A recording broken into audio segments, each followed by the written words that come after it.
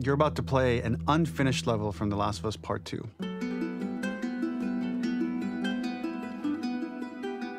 The reason we added this section is there are a few sequences, and we picked the 3 of the best ones, that we cut from the game. Often we build a game that's much bigger than what ends up being the final product. They were months away from being finished, but we wanted to give you an insight of what it's like when we built the game, because often we have this whole thing constructed and it doesn't have final art or audio or dialogue. And here you get to see the building blocks of what it's like when we first string a bunch of these levels together. This is the intro to the first deleted level, and this one is the roughest of the 3. We wanted to show more of how Jackson operates. So this is the festival where Ellie ultimately kisses Dina. This sequence would have come very late in the game as a flashback sequence while you're in the farm with Dina. And we wanted to show what is the rest of Jackson doing, and wanted to put on the stick, make it interactive. So you could see when you're outside, there are all these almost like carnival games that you can play. You could mix drinks, you could play with these kids that are playing a sort of clicker Marco Polo, sit down and listen to conversations.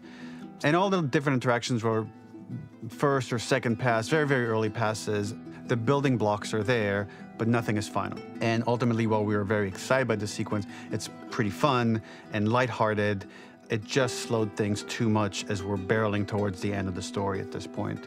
So again, reminder, rough, missing audio, missing animation, missing gameplay tweaks, missing dialogue, but pretty representative of what it would have been. So enjoy.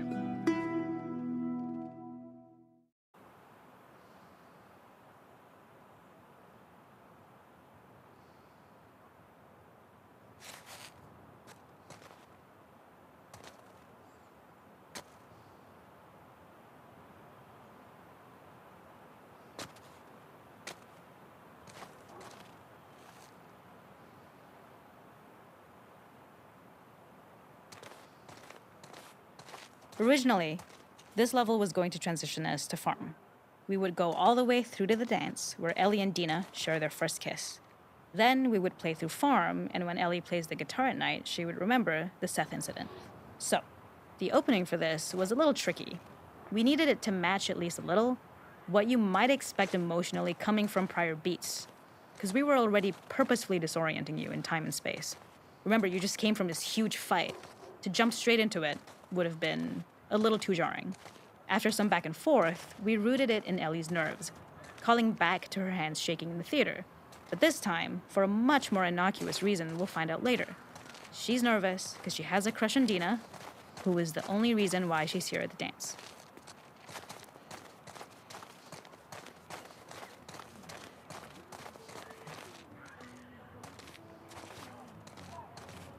Something we really wanted to do was highlight the way their lives had turned upside down since she went down this path. We had this idea of recontextualizing all of our usual gameplay mechanics that were designed for really violent ends. The workbench, door bashes, throwable weapons, and even the infected, which is my personal favorite. Peppered throughout the level are moments of levity or shared history, all the while seeing how happy and mundane they all were before her huge revenge odyssey. It is not a festival without one of these throwing games. This one, of course, uses our throwable system where you're often chucking explosive things or stunning things, but for a more wholesome purpose, although some people take this game really seriously. A fun aspect of this is if you did well, you could win a toy here. Ellie would place it in her pocket. If you had done this, you'd find the toy with JJ, the baby, later back at the farm. When we cut this, the toy made it through anyway because it was so cute. It is the same one you see on the tractor at the farm. Ollie the elephant. The makeup artist is pretty simple. It's one of those little in-game scenes we peppered in to make it feel like Ellie had roots in the town. Hallie, our writer, mentioned that in her mind, an ex-girlfriend of Ellie's tattooed her arm to cover up her scar. So we figured this might be the only time you get to see that. We wanted to hint at it and allude to it and make it feel like there had been so much more that had been happening and so much more that Ellie threw away.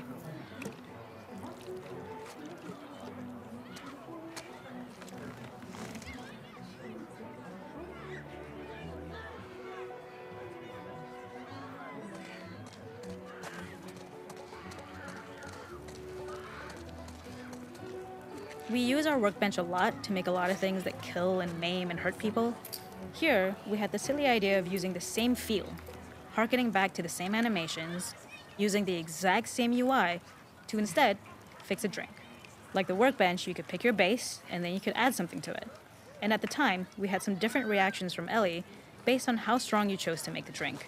Something we wanted to prototype, though, before it got cut, was picking up some ingredients around to add, like a lime or maybe a bottle of someone's favorite whiskey or salt, like you were earning upgrades.